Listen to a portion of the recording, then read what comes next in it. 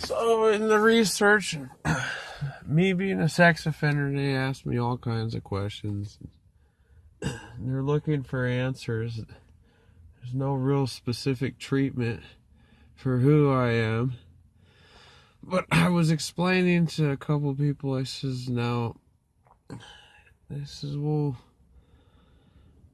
things are being said. There's things said that, that really can't be agreed with. I said, my daughter's black. She's a mulatto. And I said, this kind of strange thing. A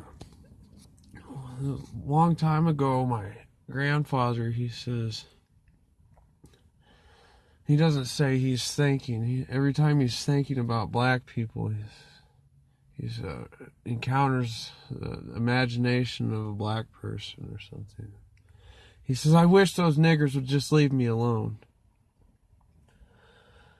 And to me, I'm a kid, I'm thinking, oh my God, my grandpa's racist. I'm not racist. There's no way I'm racist.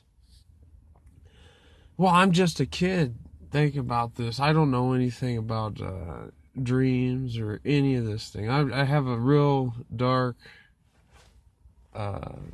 non-imaginative imagination.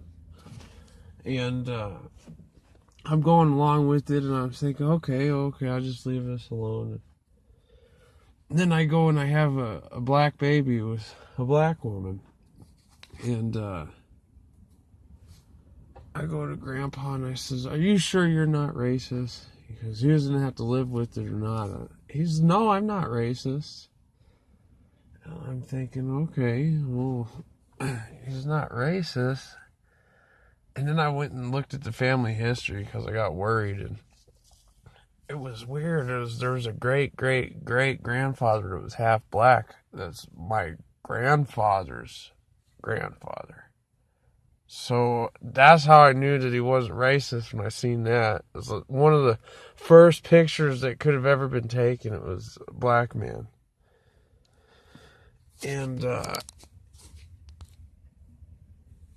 I thought, dang, this is amazing. But then I seen that there's this other history with the family, too, of slavery. Like, okay, Grandpa could say, yeah, I'm part black, but I look kind of white. And some of the white people in our family had slaves. So, if I encountered the wrong person, they could get the wrong idea. It could endanger my life. Okay, I can see that, why we're not talking about the family history when you're 1/28 black. You get your one part black at 1/28 black, and I'm thinking, okay, well, check this out. I says, okay, Grandpa, he says, when it goes that far down to genealogical lineage, he says, you just kind of let it go. You just leave it alone. It really doesn't matter anymore. You're just who you are. It's kind of who it is. Doesn't matter how dark you are or how light you are. You're just a person now. And I was thinking, well, Grandpa doesn't think this is anything to brag on, but I do. I was thinking, man, I could be 1/64th black. And, but that's kind of how it was going. I had the kids, a big deal. And when it's a big deal earlier on in my childhood, my grandfather could have very well seen something or had night terrors of something that I didn't know about when I was a kid. And then I was finding this out, that he was never racist to begin with. He was expressing himself to get someone to leave him alone or something to leave him alone. He was having a complicated time at that moment. So I could see, you gotta say something to get off the subject of what you're thinking. And, okay, I go there and I said, well, that's one part of it, Robert. Or the other guy. That's my dad. But then I said, it's kind of like the clapper. You're reading something of mine, and you're saying, well, this is the wrong fucking thing to be thinking. I said, it's like the clapper. You clap on, clap off. So you go and you turn something on, and if it turns on, and you need it to turn back off, you're going to have to clap it back off. You're going to have to explain that, we need to just kind of let this go. We need to move the other way, and this is how it's going to be done. We're going to clap it off. And I was explaining that. I said it was real important to me because, okay, take Snoop Dogg, for instance. Who's Snoop Dogg? He's got a pimp cane. He's got lots of hoes. He must be a pimp, right? I said, well, I go out there and I'm talking to Jacob. He looks like a pretty good guy, but, he's got tattoos and he's kind of got this limp in his walk. I said, hey, Jacob, what do you think of Snoop Dogg? He said, he's pimping, dude. That's what I'm all about. He's awesome. I'm thinking, well, Jacob, you don't have a fucking chance with my daughter. Excuse my French. You don't have a chance. So we're going to have to straighten Jacob out so maybe you can be fit for a relationship, because I need Jacob to be there. If it's not for me and my family, I need Jacob to be there for someone else, but we still need Jacob to be thinking the right way. So we clap on, we clap off. Well, I put this stuff out there because I think I can clean it up a little faster, because I wanted to do it all in writing and then come back with the commentary so that I could get paid like a little bit of money for interview time, because I shouldn't have to be doing this interview time right now, but I really need to bring up this current events real quick because we're running out of that time where, I could go get my head chopped off. I was telling him, I said, now, putting in my situation here, it doesn't look good. We got this story that's bringing up these red flags, but that's the red flag pops up, and I said, well, this is kind of important as to clap on, clap off, but we need to know where those red flags are to represent them as red flags. So what we're doing is we're working construction, and then we got permanent retail, and there's a few different things going on. And what I was telling him is, okay, we got foreign travelers that come to our country. They have freedom of speech, and they're running around and say, fuck President Trump, or, you could go and fuck you. And I'm thinking, dang, this is some real cold language here, man. Like, I would never treat my spouse with that same shape and form of respect that you're representing here in my country. And, but remember, we're looking at service members trying to, get to the bottom of this. Why we got so many red flags here? So you're testing the waters, and I was telling him that this kind of test you're putting me through is a clap on, clap off. So we need a more integrated focus on what we're trying to accomplish here, because there is something to accomplish. And I said, okay, so your foreign people come over here and they're saying this. Well, I said that's good for the younger guys. You know why? Because they need to learn to speak up for themselves, and if they don't know how to, it's going to be a real tough world on them. When they go out there, it's going to just be a little bit tougher for them to get around. They're not going to have as much gain in life.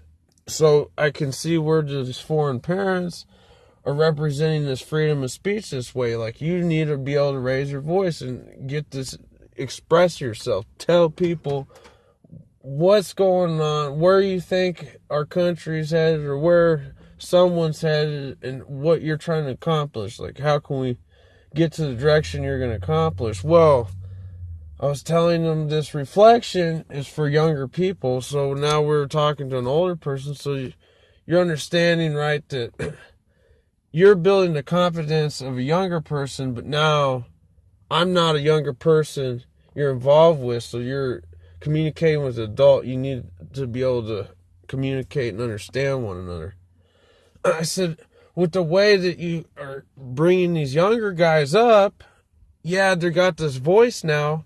But now, if they went to your country, they went back to the country that their genes came from, their heritage came from, they get their heads chopped off because of the way that they're speaking now. So I'm thinking, like, that's why I'm shaped up like, you come and meet me, you're going to meet Prince Charming, you're going to meet the king. This person's going to be in shape, and he's going to represent the shape that you need to be in when everything doesn't meet the eye. And I'm thinking, this is awesome, this is good. We're going to stop and go for part 2. This is part 2. This is awesome, this is good. This is the kind of Prince Charming we need. And that's what I'm there for. But they're still dogging on me because of my history. I said, well, it's a rough world. If you didn't know what exactly is going wrong in the condition that I'm in to be in this kind of trouble, then you could go run around acting like that and get into the trouble that you're trying to stay out of.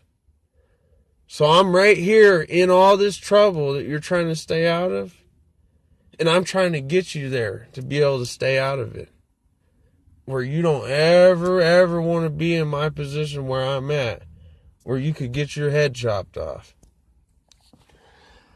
So I'm over here, I'm saying, man, this is a tough world, man. Not everything meets the eye. You know, some of these people, you gotta let whatever they say go in one ear and out the other. I got confessions to make.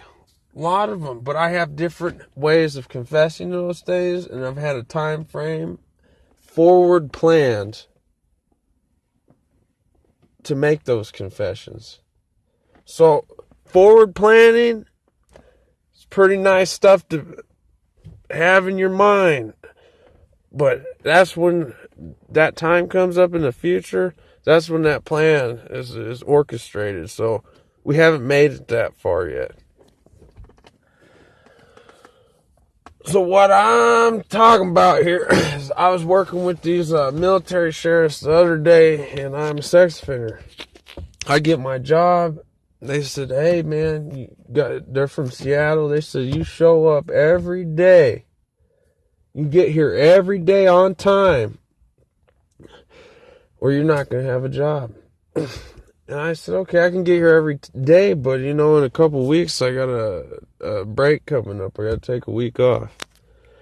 Like, he said, as long as you give me a week's notice, you can take a week off, but you got to be here every day. I need full-time workers.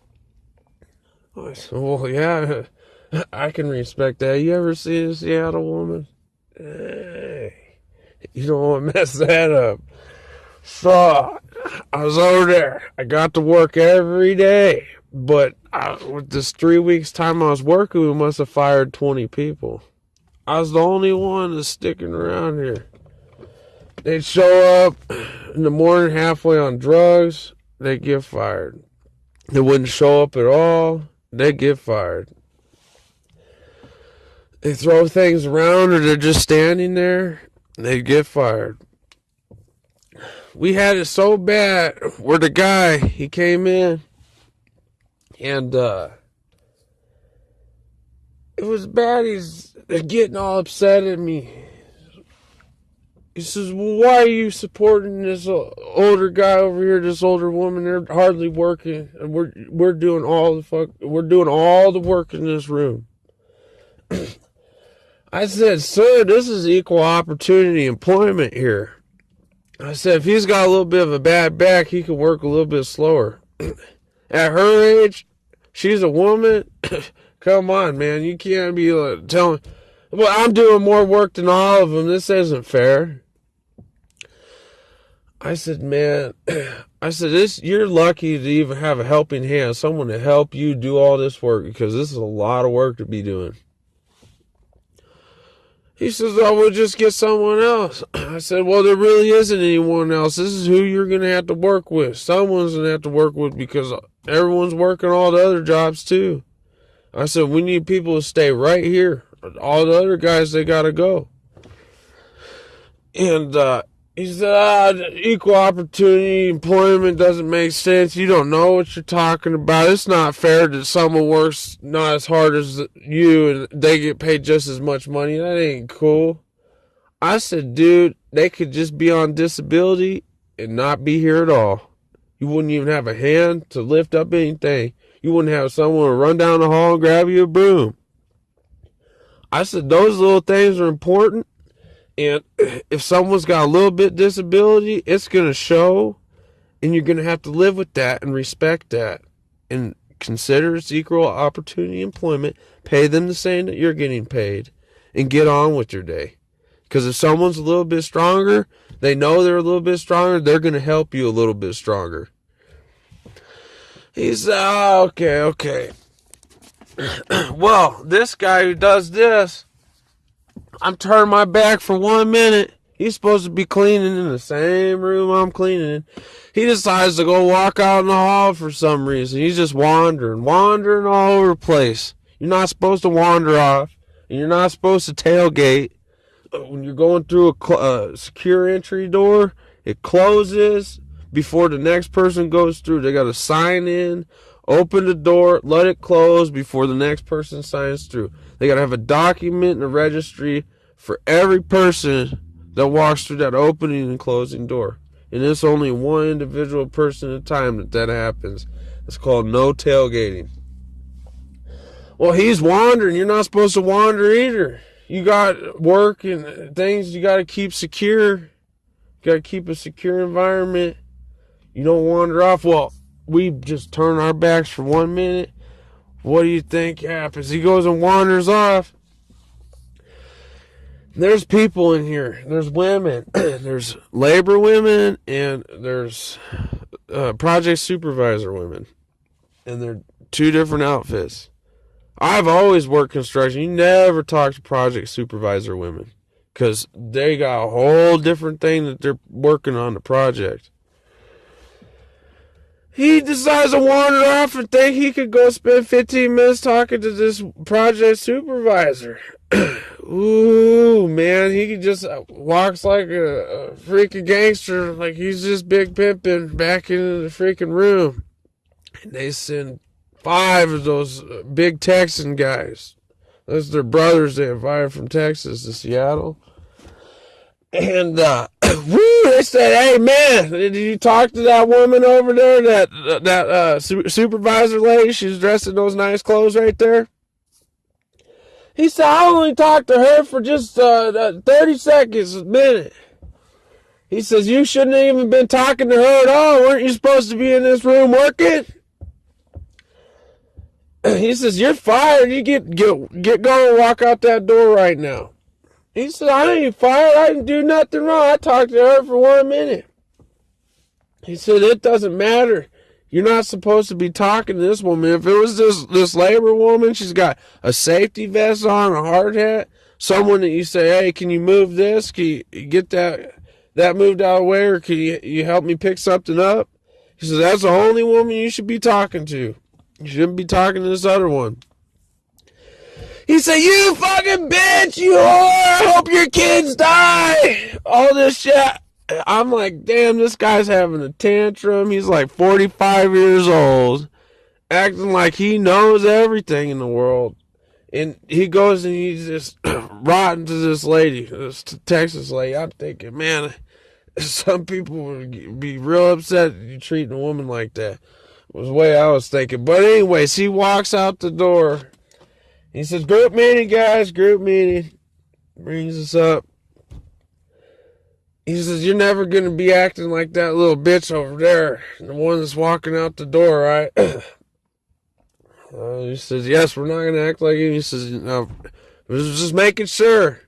He says, anybody's dressed those project supervisor outfits, no talking to him. You're not supposed to be talking to him. I've known this for years, ever since I did college campus work. And he said, the only ones you could talk to is the women with the safety vest and the hard hat, the ones that look like you. We all said, okay, that's how we're going to get along. And that's kind of good because there's some women that dress up in the outfit that they can be approached in, and then there's women that are wearing the wedding ring and they're in an outfit that you can't approach. You should not be acting like you're a crack bum freaking trying to get 25 cents off a woman with a ring on her finger. She is at a high enough stature that she should be left alone. You shouldn't have to approach her. If there was someone that hadn't reached those kind of statures or whatever, maybe there could be a little bit of approach there, but you'd kind of want to, treat these people with respect, someone you're looking after, someone your kind of outfit, your kind of dress. You might want to think about your approach next time with those kind of people when you're making those encounters. Well, it's over here, and we're going to do part 3. We're going to talk about construction and permanent. Okay, so we're over there, and we're having trouble. We're wondering, what's construction?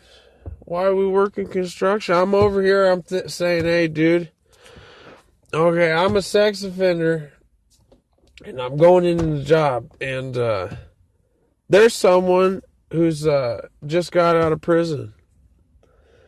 This person, they show up to the job site, and they were project coordinated, or government coordinated from the state official, from the warden, from the police officer, and the probation officer to be working at this specific location that was entitled to this person to be working. Well, this person shows up. All these other people got fired because they're on drugs or they didn't show up to work. But this person is court ordered to show up. Well, this person shows up. They did a 15-year stretch in prison. And it was for a predatory crime. Historic crime. Something that, when I was younger, I would have been trying to beat them up. Try to hurt them, maybe even get a shank and try to shank them. But now I have to be nice to this person. I have to work with this person. Well, what has happened is after 15 years, this person has been considered rehabilitated and is reintroduced into the community. And my job was to manage this person. They had given me the management position of this person. And they're rehabilitated now. They're just coming to go to work and then go home after work. And I'm just supposed to be there to supervise and make sure work gets done. And work gets done in a safe, effective way. Well, I'm going and we're working, and a couple of these new young guys show up. And it's kind of cool that I seen it this way, but it's kind of scary too. We have a predator person reintroduced in the community, and I'm doing this management. Well, he's acting kind of weird, man. He's not acting all the way right. He's still kind of acting like, he's still messed up from what he's done. And I'm going over here, and the younger guy walks in, and the guy's trying to talk to him. This guy, he's talking about blow-up dolls and all this stuff, and this kid's laughing. He's thinking it's funny. I'm thinking, dude, man, this isn't cool. I had to tell him, I brought that kid out. I said, hey, man, I know that guy's over there. He's saying that I'm wrong person to be talking to because I'm a sex offender. But I'm saying that, he's got to be reintroduced in our community, and he's allowed to live here. But this guy's done something way worse. And now he's talking about some shit that should be going in one ear and out the other. You shouldn't be absorbing that information. I was telling him, I said, man, this is the problem here. It's called like the swamp monster theory.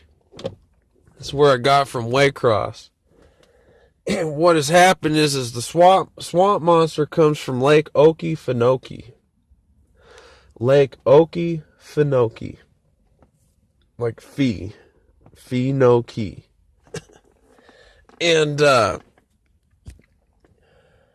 I'm over here, I'm saying, man, this is a swamp monster situation, man. It's like there's a person, and then the alligator possesses the person. It's a little bit fishy. It's a swamp monster. I say he's talking about some real predator stuff, like blow up dolls, all this weird kind of shit, like how he's encountered people at the bars a special way, and how you're invited to go sleep in his camper a special way with this amazing beer and all this glorified stuff that's worth coming to go and visit this man. And I'm thinking, dang, man, dude, we got to keep an eye on this guy. I said, okay, I've been going through some stuff. You know, I got to go visit my sheriff and do record keeping, do all this stuff. But I'm supposed to be keeping an eye on these kind of people. I got to go and look at the list that I'm on, and that list of all the people I'm shared with on that list. So I'm on that list. There's me, sex offender. The person below me on that list is predator.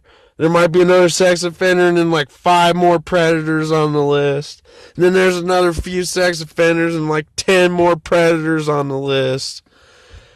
And I'm looking at all this big list of pictures, and there's like 2,000 people that are walking the streets in our community that are on this huge historic crime list. And I'm out here, I'm trying to tell people the right way to be living, but I'm the sex offender. We shouldn't have to listen to him. Well, it's important because reintroducing these kind of people to our communities can be managed. Big time management is, okay, you're encountering a situation that you're mature enough and wise enough to understand is the wrong situation to be encountering. You have to have a defense against that offense. You have to be able to manage and shut that down and explain how to coordinate to shut that kind of stuff down, because you don't want that stuff to kind of carry on to the next person. It's like, oh, yes, our predator person is actually our young person's coach now. He's really going to coach him on the right things to be doing in our community, but it was really the wrong things to be coaching this younger man with. And that's where I had to go in and step in and say, hey, man, this is the kind of person that in our future we have to look after and keep an eye on. Well, it's tough because the guy, he does good work. He's like, okay, doing work. He's getting stuff done. The stuff's getting done, but his imagination really has to be watched and looked after and kept after the right way so that it doesn't injure anybody else in the future. We don't want a repeat offender to be happening. If this is a rehabilitation, state has decided to reintroduce these people into our community. We don't want a repeat offense. We don't want any of that kind of stuff. We just want to put an end to it. Well, the only way to do that is because I'm going over here and understanding these people are still thinking kind of fucking weird, is management. Just being a manager, knowing there's nothing that we can do in America. We have F-16 jets with Tomahawk cruise missiles. And they said, there's the house of the family that we're supposed to blow up. And we pull the fucking trigger, and it blows the fucking house up, and little kid bodies and parent bodies, all kinds of shit's blown to bits. We kill kids, we kill adults, we kill anybody. I mean, that's what we do to protect our country when it comes to it. So you gotta look, that's like our counter defense, the attitude that you gotta be thinking to maintain your own anger and maintain your own comfort towards correcting these situations, maintaining corrections instead of creating crimes is very, very important for management on these situations. Alright, we're going to go to part 4. We're going to talk about construction relationships in permanent hire positions. This will be part 4.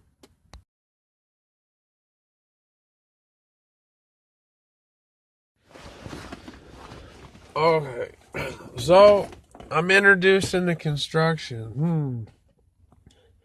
Well, there was something that happened one time, and to me, and I hit somebody, and I punched him just one time. I didn't hit him consecutive times. I punched him once, and it almost killed him. It broke their skull from just one punch. So just imagine that's how dangerous it is to even hit anybody. And I know some of those guys don't have the strength that I do. And they think that they punched the person a couple times and it didn't really hurt them, but that's because they're really not like a strong person. But people are dangerous. You have just a little bit of strength. Like you can bench press 150 pounds. You can punch someone once and kill somebody instant. So you got to be real careful about people who think that they can get away with this kind of stuff, because it's very, very legal. It's very, very dangerous, and it can put families through stuff that they never should have ever been put through. And I don't ever want to go down that road again, and I made that mistake when I was a young teenager. Okay, so I'm over here. I'm trying to supervise this kind of stuff so it doesn't happen again. So Jim shows up. Jim's got a black eye. We're thinking, damn, Jim, how'd you get that black eye? He saw us over at the bar. I was talking to Gary, and Gary, he didn't like what I had to say. He punched me in the face. We're thinking, oh my God, Jim, that's fucking scary, man. You could have got killed. We're worried about you. You know, that's not okay, right? He said, oh, I'll be alright. That's okay. It's just a black guy. I'm okay. But we're the tougher guys. We like almost killed somebody, or we know someone got killed from just one punch. And we're getting worried. We said, hey, Jim, you know, you should be a little bit worried about this. It shouldn't be something that you just pass off. He said, oh, it's okay. I didn't even call the police. I just walked out of the bar and went home, and I'm just going to call it a day. So Gary's still walking out there. He punched you in the face like that, and he thinks he can just get away with it, huh? You just left a dangerous person out there walking on the street, Jim? And Jim, he's feeling a little guilty about that one when he gets told that way. He said, I didn't think about that way. Said, well, we got to watch out. You got to really be good on this, Jim. We really got to make these corrections. So Jim's working. We bring Gary in there. We said, oh, we found Gary. There he is. He doesn't got a black eye or nothing. He's acting like nothing happened. Jim's acting like nothing happened. They both show up at the job. They're the ones that got in the fight. One's working electric, the other guy's working drywall. We're thinking, hey, he's looking at Jim. He sees he's got that real black eye. We're over there, Gary. Hey, what happened, Gary? He thinks Jimmy didn't say anything. How's your week been, Gary? He said, oh, my week's been good. How'd your weekend go, Gary? Oh, weekend? Oh, it was all right. It wasn't too bad. And Gary just acting like nothing happened. He didn't do nothing to Jim. It's just right across the hall there. Got the black eye. We're trying to think, okay, well, now we got to figure out why this is okay, Gary. He's got maybe a wife at the house. You don't know if she's getting hurt or not. He's thinking that he can hit people and get away with it, and it can go unnoticed. And we're the guys. We're enforcing the safety at the house, with our families, and with our children. That's what all the guys working construction are always doing. And we're going over there, and we're getting to the bottom of it. We're just called that clap on, clap off. We're testing these things to see if any red flags are gonna pop up. You know, like maybe we gotta go and run off with Gary's cord, see if he gets upset. See when his breaking point is. When he starts yelling at people. And if Gary gets through it, like, hey, he might be a cold guy. You don't know. Well, what happens is we gotta also introduce ourselves. You know, hey, do you got a wife and kids here? And if Gary doesn't have any responsibility or respect, we don't see Gary apologize to Jim.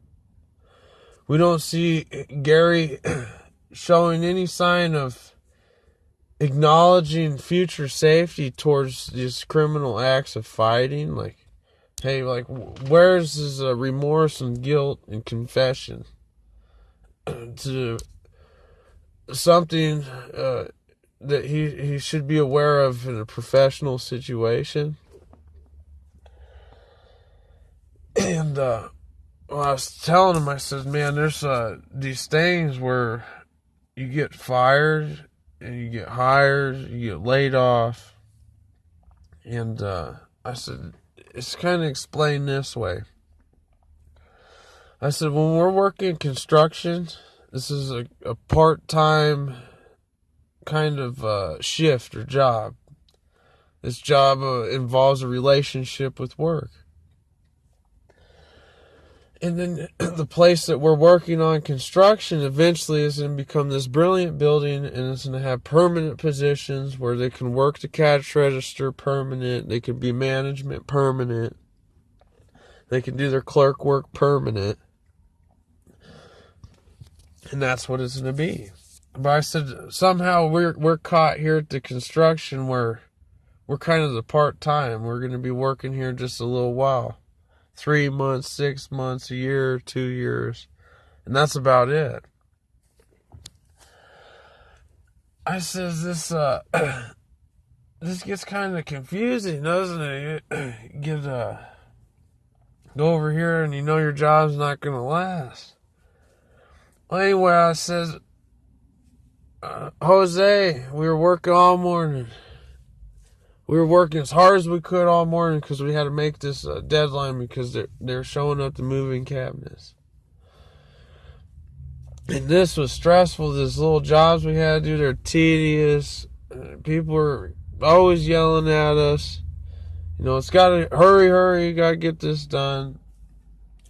There was pressure, there's no respect, and we're doing the most that anybody could have been doing to meet the quota in time to comfort everyone else in this environment that we're working in.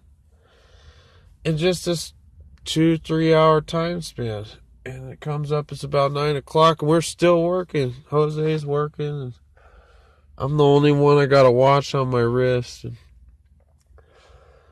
Jose's looking real tired. I said, you're real tired out, huh, Jose? He says, yes, I'm real tired out. And Samantha walked by her pink hard hat, safety vest. I says, Jose, you ready for a break? He says, yes, I'm real ready for a break. I said, it's not too bad. You take a break in the morning, you get a lunch, and then you get another break. So you take a break, you come back, and then you do a little bit more work. Then you take a little bit long break where you got to go see your therapist, your counselor, because, you know, it's got real tough by lunchtime. And you come back to work, you work a little bit more, and then you take another break. And then you go home. You call it quits for that day. Well, I said, that's like relationships. I says, you're a part-time kind of job guy. You're working with someone that isn't that permanent higher position. They might be getting fired or laid off once in a while. And you're in a relationship with this person. You have walked a road where you have ended up in a relationship with a person that could not be considered a permanent hire in your eyes. If you were the management or person working with someone. And you can work with them, yes, but then you need a break. It's like, gosh, I got to take a little bit of a break. And then I can come back, I can work with you a little bit more. Yes, and then you can do that. You can do that all the time that you're with that person, that relationship. If it lasts 3 months, if it lasts 6 months, if it lasts a year, if it lasts a couple years. And then you're working construction and it's time as the job's over with. You have done everything that you could have advised safety and had put the project together as much as you could yourself, because you have given everything that you've had to offer to make that person that you're in that relationship with a better person. Probably the person that you're trying to get to be good enough that you could stand to live with the rest of your life, but you just can't stand it anymore. Then the job's over with. You've given everything. That's what a construction project's all about. Then you got these permanent hire positions. You got your retail clerk, your manager. And they're going just like their marriage. They got married. They're hooked up. They got the ring on their finger. This is part 5. We're going to go part 5. So we're talking about permanent hire positions. Hold on. Then these permanent hire positions, their retail clerk, their management, their cashier, they're permanent. It's almost like a marriage. They plan on being there forever because it's comfortable. And they're doing good. Well, that's kind of the way that we look at it. You know, that we're doing this construction, trying to teach these guys, get them brought up with the manners, best that we can, so that they can have permanent hire positions, somewhere they can work permanent and we don't have to worry about them. Because you know what?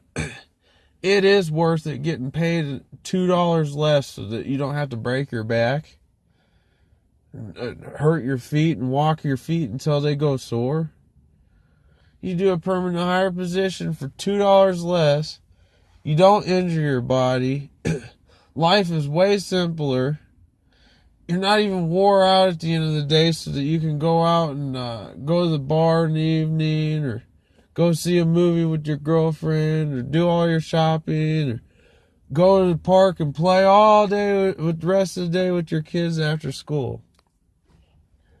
And that's just because you're making $1 less a day. You're making $8 less a day, taking $1 pay cut so that you could live healthier. I mean, isn't that sacrifice worth the permanent hire? I think so. But we're going through all this construction to lead us there. Well, these people at permanent hire positions aren't always permanent hires either. There's layoffs and there's fires, and then there's it's called shift regimen changes. You got to switch your position, go work a new position. Well, this is those shift regimen changes are nice. They like, hey man, like they got like this super orthodox schedule order, but they're not making a New Year's resolution. They didn't change for the new year. They're trying to do the same fucking thing for their whole fucking life, and it's just not right to put their spouse through that. And you got to make regimen changes. You have to make life interesting. That's what it's all about. If you're going to go and fire me and I'm going to lose my wife because she thinks I'm a liar, and then go put me through all that fun stuff where I got to make big changes like that, you're damn straight. If you're going to go and try to be that orthodox, we're going to put you through some changes so that we can make life a little more interesting. But this is the big thing. We don't understand. First off, it's associates, customers, and clientele, also the employees. So, there's people who associate or affiliates, they affiliate with the idea of something. Oh, we like the idea of Jim being a cashier. And then you have customers. You have these people that have something very, very special to orchestrate. Whether that's their home, whether that's a project out on the farm. It's something very custom. It's a very custom order. It is very unique. It is like 50-inch rims on a Chevrolet. You're not going to see that every day. It's very unique kind of stuff that's together. And that uniqueness could just be to show you how to put paint on a wall, or to show you how to put drywall tape on the wall, or put tile together. And all these little customers that you're working with may just be the right path, and all it was for was just to build your own house the way that God's seen it. And they put you through that path where you go meet all these customers to be set up in your mind, if you don't damage your mind, to be the perfect person that as God has created you to be. Now I was working with customers. Well, I had clientels too, man, because you gotta work with a lot of customers to get to the clientele. And you don't meet a clientele every day. That's something that's... clientele is like the middle of a 4-way road, and they'll say you can take all 4 roads at the exact same time, and it's possible. But you have to meet that clientele, and you have to work with that clientele and complete the task with that clientele to be able to take all 4 roads at once, because you're going to need a lot of people to do that. You're going to need employees, you're going to need associates and customers. You're going to need all of them. And to work with the clientele, to give you the guidance and the direction to work with all those, takes years and years of training to strengthen and harden your mind. I don't even think that I reached the maturity to work with clientele till I was about 25 years old. And once I had reached that maturity, it wasn't until, I'm about 30 years old now.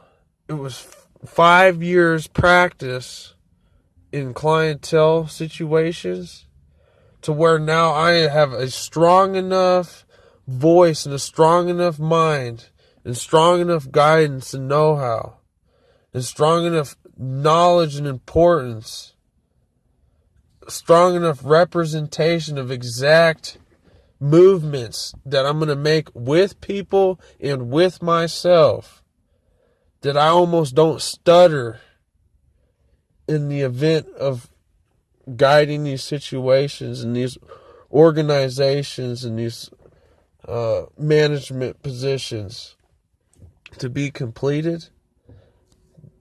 Now, there's almost no stutter in my voice now. I have that strength, and it took a lot of training, man. If I just walked out and I thought, hey, I was a permanent hire position, now I can go work with clientele, you're going to fall. And it's going to take you 15 years before you don't ever fall again. You keep tripping on your face until about 15 years.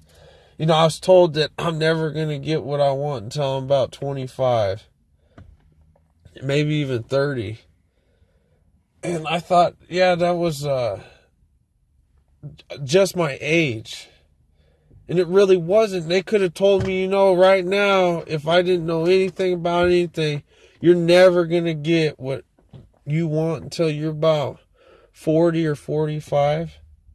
If I was just starting right now at 30, they'd be exactly right, because it's going to take you that long to strengthen and broaden your mind to be able to work with clientele outside of customers, outside of employee relationships, to create the management positions that you need to walk all those roads given to you.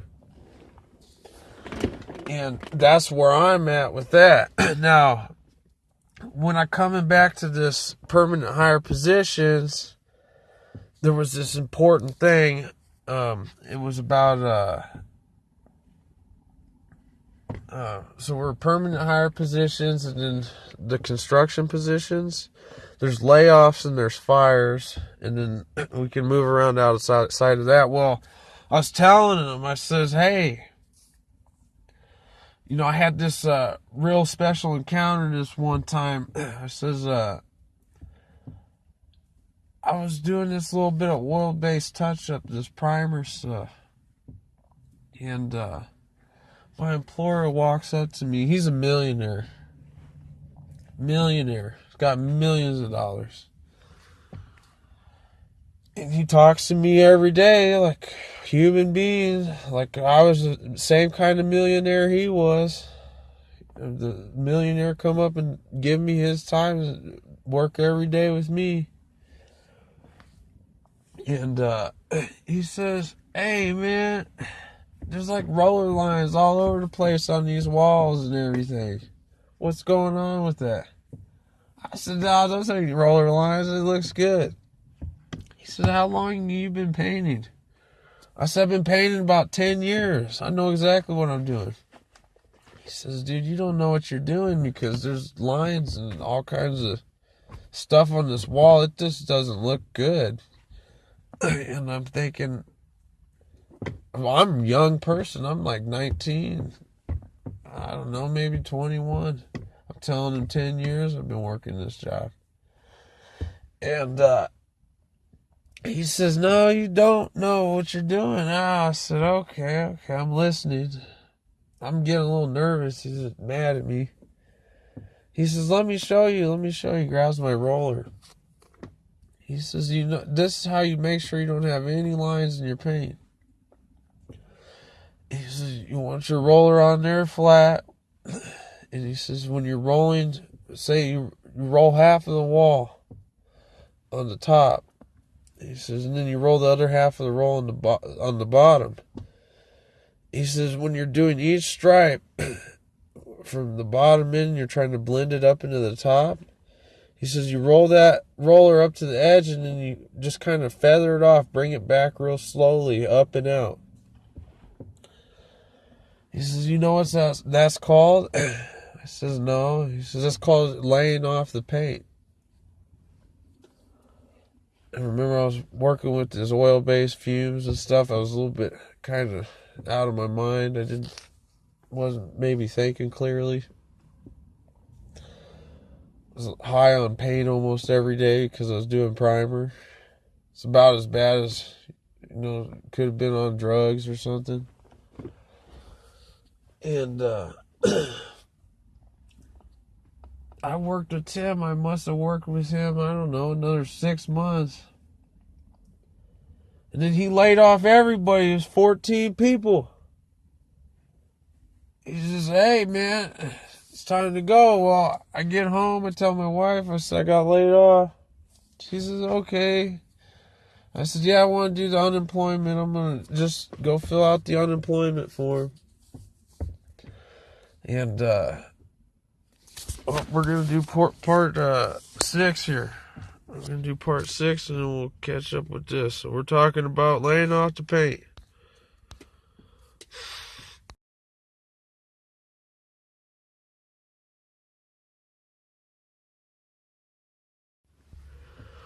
So we're at part 6 here, and we're laying off the paint.